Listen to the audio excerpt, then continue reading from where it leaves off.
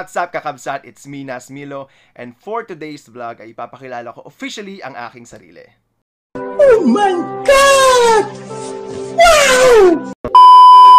Itong gagawin kong video ngayon, normally sa mga nag-umpisang mga YouTubers gaya ko, ito talaga dapat ang pinaka first ever na magiging video nila. However, in my case, since hinabol ko yung Holy Week, inuna ko na yung mga vlogs about Semana Santa.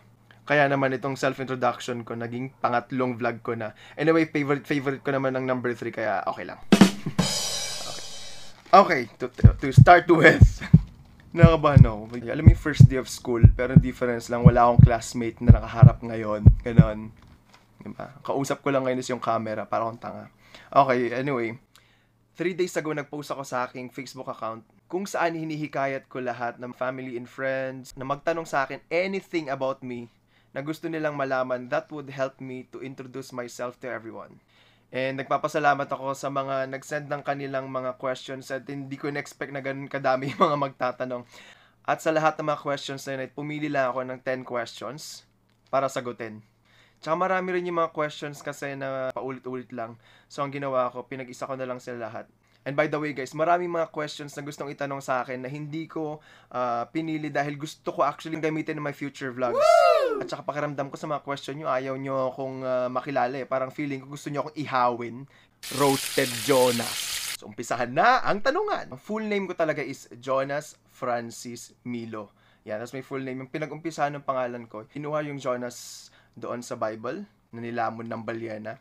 At ang Francis ay galing doon sa matalik na kaibigan ng nanay na nagligtas sa kanya noong 1990 killer earthquake. Umano kasi yun, ang pangalan niya is Francisca. Ang nanay ko ay si Elizabeth Sheila at ang aking tatay ay si Napoleon Sr. Ang aking mother ay originally from Cotabato City sa Mindanao at ang aking naman tatay is talaga dito lang talaga siya sa La Union kung saan kami nakatira ngayon.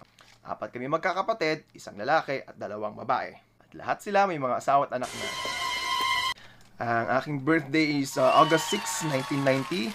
So ibig sabihin, as of the moment, ako ay 30 years old na.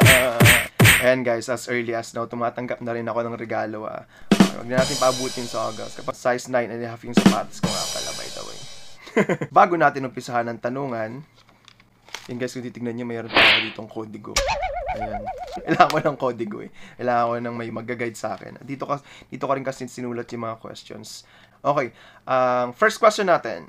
Sir Nas, ano po ang trabaho nyo? Okay. Ayan. Actual po na trabaho ko talaga is isa po akong seafarer. Ayan. Isa akong mandaragat. Pero since nag-start yung pandemic from aking previous contract, kailan yun? January 18, 2020.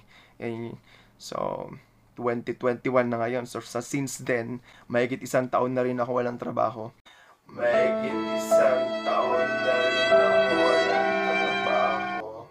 From my previous contracts, mga nakatatlong kontrata din ako sa barko. At currently, habang nag-aantay ulit na maging okay lahat, ang situation is, nagbi-business muna ako ng mga RTW na tinatahi ng aking kapatid at pinapadala dito sa La Union para ibenta ko.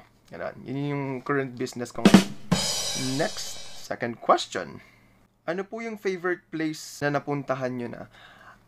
Ang pinaka-favorite place ko na napuntahan ko, to be honest, is napakaganda ng Alaska. Doon ko na-experience yung literal na 30 seconds to 1 minute ako nakanganga. Oh my God! Wow! Alam niyo naman ang mga batang probinsya gaya ko, ang dream nila is makahawak ng snow. Kaya it's a dream come true talaga sa akin. May follow-up question siya. Ang follow-up question niya is, ano pa ang hindi mo po napupuntahang lugar na gusto mong makita? Kahit saan sa North Europe, as long as makikita kong Aurora Borealis, yan. Hindi place yung habol ko dito. Yung Aurora Borealis, yan. Gusto ko talagang makita. Third question. Ano po ang gusto niyo sa isang jowa? Wild, conservative, or semi-conservative na medyo wild?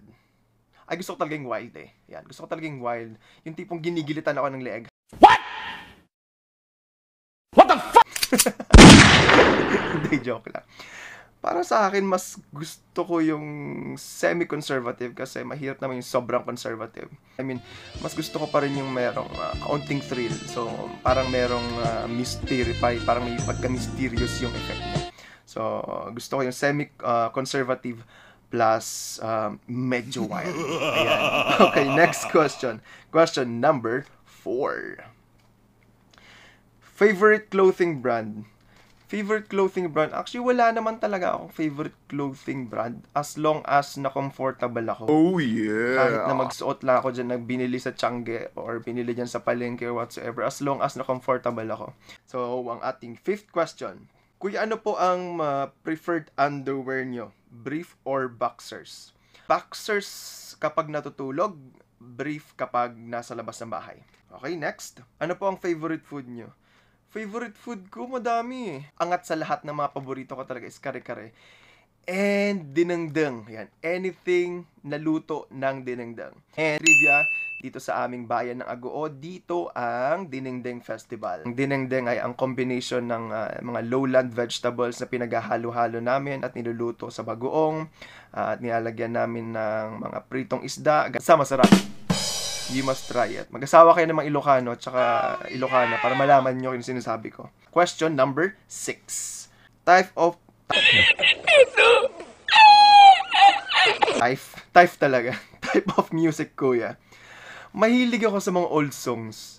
Ewan ko, dahil siguro sa hilig din, especially ng nanay ko, tsaka ng tatay ko, napakahilig nilang makinig ng mga old songs ng bata ko. Siguro na-adapt ko na rin yun sa pagka-in love ko sa mga old songs. Kasi mahilig ako sa mga Frank Sinatra, kanta ng mga Scorpions, Eagles. Pero ang pinaka-favorite song ko is Unchained Melody by Righteous Brothers. Inspiration mo po sa vlogging?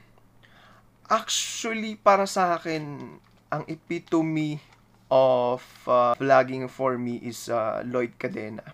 Kasi gusto ko, mahilig akong pinapanood yung mga vlogs niya kasi meron kang kapupulutan ng aral. Ito, next question. Ito, maganda tong question. Kuya Nas, saan po magfo-focus ang content nyo? Ayan, magandang question yan. As planned, originally talaga, ang gusto ko talaga is all about food and travel. Pero gawa nga ng pandemic, madaming mga restrictions. So, for the meantime, gagamitin ko na lang muna content kung ano yung mga available sa akin dito sa bahay. For example, kung ano yung mga pwede kong ipakita about my daily activities, kung ano yung mga pwede kong i-share sa inyo na ginagawa ko na something na may matututunan tayo. At ang pinaka-main interest ko talaga rin sa vlogging is to introduce the local tourism.